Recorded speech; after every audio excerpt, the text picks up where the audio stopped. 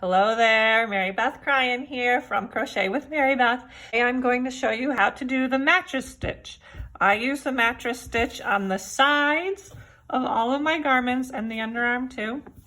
And let me show it to you here. You can see on this one because it interrupts, my pattern is interrupted at the seam. But here's the seam right here. It's pretty amazing seam. You can barely see it. It looks like these two pieces are just sitting next to each other, magically attached. And I consider this the right side and this the wrong side. But as you can see, the two sides are both beautiful. Some people consider this the right side and this the wrong side. So I'm going to show you what that looks like. So here are my two pieces. I did block these to try to get these sides even. I'm going to show you on the easiest part first, and then I will show you which is the two top, and then I'll show you on the side since that's most likely what you're going to be doing. All right. So I prefer to do this stitch with the right sides facing me. And the reason I do that is because I want to see what the outside of my garment is going to look like. But as I just showed you, the wrong side and the right side tend to both look beautiful. So you can decide which side's the right side, which side is the wrong side, and what side you would like to do this stitch on for yourself. But I have the two right sides facing me. So this is just to give you the general idea of what this stitch does, and then I'll show you on the sides. Okay, so we are starting in the corner and we are going under one stitch. Only one, not two. Then I'm going to go under one on this side. Okay, this stitch is super easy. Some people make it complicated. You want things made easy, you come to me.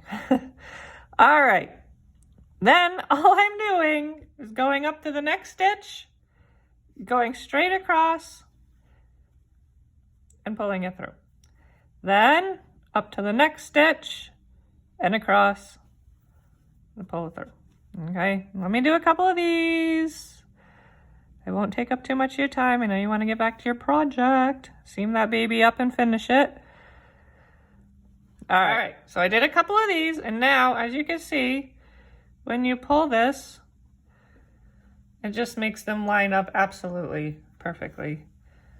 There's the back. Actually, you can't see, you can't even see my color on the back. Or you can make that the front. But if this was the same color as this, you wouldn't be able to see that at all. All right, so now let's get down to the nitty gritty. How the heck are we gonna do this on the side of your garment? All right. So this stitch is a double crochet. So similarly to if you were putting a border on a double crochet, I stitch into each, I seam into each stitch twice. So twice in this one, twice in that one, twice in this one, twice in this one. If you were doing single crochet, I might do one, double crochet, two, single crochet, one. All right, so just like the last one, we're going starting at the corner, going from one side to the other. And this doesn't have to be perfectly flat because when you're sewing this in, you can make this, you can fake it and make it beautiful, okay? So now we're just going up, and really you can choose any loop here. So this is about to the next one, and we're gonna go over to this side. So we have two next to each other, okay? And then I'm going up again. These two little guys look pretty aligned. So I'm gonna go those. And then these two are pretty close to each other. So I'm going to go into those.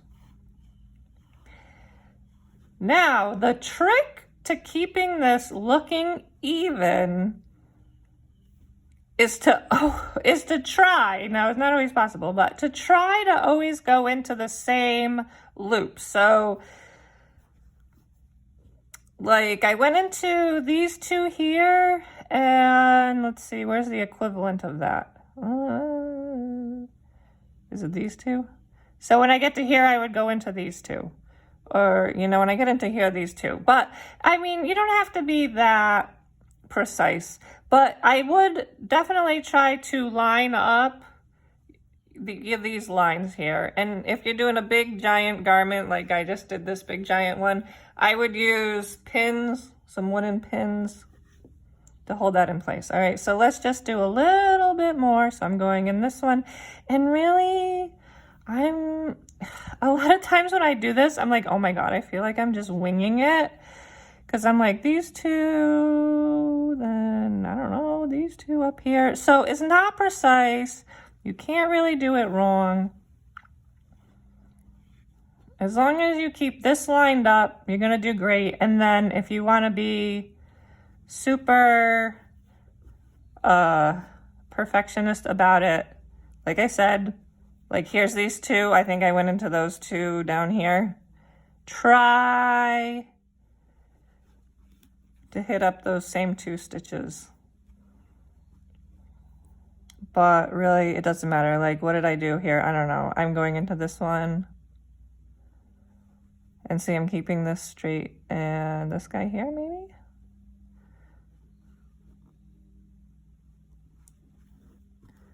Okie dokie. Let's give it a little tug. Now, you don't want to tug too much. So, look here. I think I went up a little too much on that one. Because I have kind of a long stitch right here. I'm just going to go back and redo that one. And choose. So I went into these, so I'm going to go into these two instead. And you'll get into a rhythm as you're going. This yarn is splittier than I anticipated. Here we go. All right. And then you want to pull that a little, but like I said, not too much. And there's what I call the right side, and there's what other people call the right side. And that's so gorgeous, you know. On my next garment, I think I might try to do it the other way. It's up to you. That's what's great about crochet. There's no right or wrong. So I hope that that is super helpful, and that you will think of me when you have beautiful seams on your garment. Just kidding. You don't have to think of me. I'll just be happy knowing that you have beautiful seams. All right. Until next time. Bye.